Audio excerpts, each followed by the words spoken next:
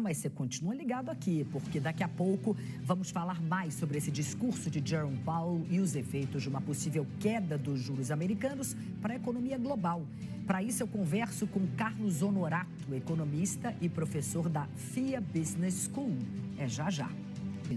A gente vai conversar agora com Carlos Honorato, ele é economista e professor da FIA Business School.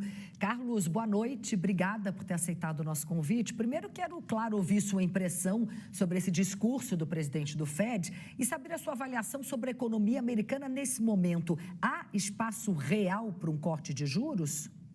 Boa noite, Cristiane, e a todos os telespectadores aí da CNBC. É um prazer falar com todos, né? Olha, o discurso do Powell, ele não surpreendeu muito, porque você tem algumas semanas já em que há uma discussão nos Estados Unidos, principalmente, como foi comentado, em relação à questão do mercado de trabalho americano, de um desaquecimento, né? Então, esse é o primeiro fator que eu acho que levou a uma conclusão de que a possibilidade do corte de juros efetivamente pode acontecer. A questão das tarifas e do preço, né, como também foi comentado, ela é um elemento pontual, né? Ela pode gerar um processo inflacionário nos Estados Unidos, mas pense o seguinte, você tem o tarifaço, o preço dos produtos aumenta, né? E ele não vai continuar aumentando mês a mês, ele vai ter um aumento. Então, nessa linha, nessa perspectiva, eu acho que é bem possível realmente que a gente tenha setembro aí uma queda de 0,25, né, na taxa de juros americana. Hoje a gente viu as principais bolsas do mundo reagindo com otimismo, até muito otimismo, quanto a esse possível corte de juros lá nos Estados Unidos. Esse otimismo deve continuar na próxima semana, na sua opinião? Prever a bolsa nesses momentos está complicado, né? Porque a gente está vindo aí de um momento da semana passada, por exemplo, que a gente teve quedas bastante acentuadas, né? Então, é sempre o fato novo que vai conduzir a gente. O que aconteceu foi que desde abril a gente tem tido um processo aí de depressão, vamos dizer assim, de alguns preços dos nossos ativos, né? Então, Petrobras caiu, o setor de minério, o setor de alimentos também caiu. Então, talvez a gente tenha um processo aí de recuperação, né? Eu acho que o estoque das notícias ruins para o Brasil em termos de tarifas, aparentemente ele está, eu não diria esgotado, mas ele chegou num limite. Então, as perspectivas é que talvez a gente possa recuperar, mas isso depende muito do que vem lá dos Estados Unidos, principalmente. E, Carlos, considerando que ocorra mesmo esse corte nas taxas de juros americanas em setembro, quais são os possíveis efeitos para economias emergentes como o Brasil? Pense o seguinte, né? Toda vez que os Estados Unidos cortam a taxa de juros, todo mundo fica com a sua taxa relativa potencialmente mais baixa, né? Quer dizer, como os Estados Unidos, teoricamente, é o país em que ele tem menor risco, a hora que ele diminui a taxa de juros, nós também podemos olhar com essa perspectiva. Então, acho que tanto China, Brasil, Índia, quer dizer, o mundo todo, inclusive a Europa, podem passar por um processo de, na sequência, também abaixar um pouco as suas taxas.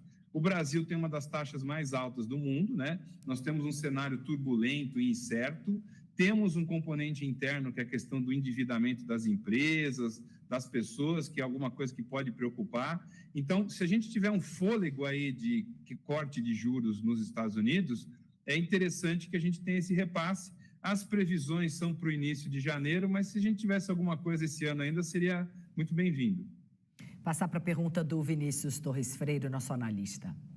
Carlos, apesar de o Powell ter feito um discurso em linguagem de Banco Central relativamente enfático, e não ter mencionado que a decisão dependa de dados que vão aparecer até setembro, né? Tem 2 dados de inflação importantes e um dado de emprego importante, ele ainda diz que a situação é difícil.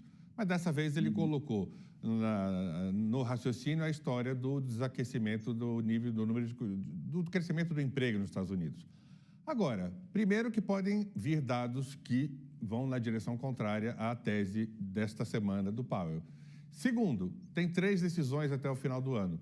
Você acha possível que, a depender do andar da carruagem, que ainda é muito incerto, a gente pode ver inflação subindo e emprego não piorando tanto, né, numa situação difícil, ainda mais difícil, você acha que pode ter pelo menos um ritmo do tipo, o Fed mexe uma vez em setembro, espera uma outra e talvez decida se mexe ou não lá para o final do ano? Quer dizer, ele pode ser influenciado bastante por dados ainda, porque a situação, como o próprio Powell vinha dizendo até ontem, é incerta, e hoje ele ainda repetiu, com a diferença que ele deu mais ênfase para desaquecimento das contratações.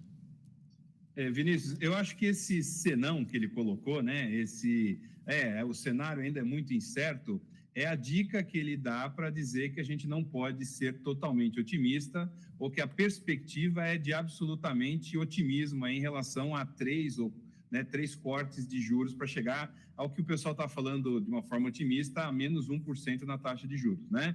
Ele tem um desafio, né? Porque ele está enfrentando uma pressão muito grande do presidente Trump, que quer que a política monetária seja mais dovish, como fala o mercado, né? Menos apertada. E ele tem consciência de que precisa se equilibrar nesse ambiente, de forma que ele lide bem com as expectativas e que não erre, né? Porque se ele começa um processo de expectativa de queda das taxas de juros e a inflação dá um repique, isso vai cair no colo do Banco Central e vai ficar muito pior. Então, ele tem a experiência suficiente e aí o manejo da independência do Banco Central americano para conduzir, eu acho que esse período. E se a gente for muito otimista, cair 1% seria ótimo, mas eu não creio que ele vá caminhar nesse sentido. Depende dos dados, né, como você mesmo disse. Na sua opinião, vai ser o quê? 0,25%, 0,5% no máximo? O chute é sempre bem-vindo, né? Eu diria que se a gente chegar a 0,75 é muito positivo. O que é o grande desafio que acho que a gente tem que acompanhar é a parte do emprego que está tendo impacto nos Estados Unidos tem a ver com imigração, né? Quer dizer, se você começa a ter menos acesso de mão de obra, o custo da mão de obra aumenta. Você tem um processo inflacionário. A gente ainda tem esses certos repiques do tarifaço. Então, é muito difícil você cravar isso, mas 0,75 até o fim do ano seria, eu diria, um cenário positivo para a gente acabar sexta-feira bem, né? Para ter uma boa previsão. E verdade seja dita, até setembro, até a data mesmo da reunião deles, muita coisa pode acontecer diante desse cenário incerto e imprevisível que a gente está vivendo nos últimos meses.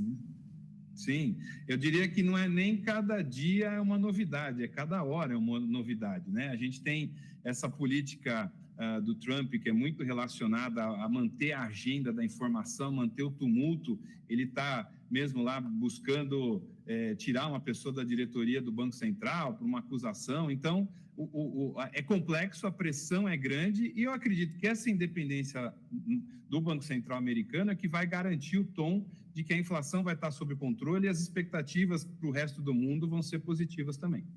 Vinícius.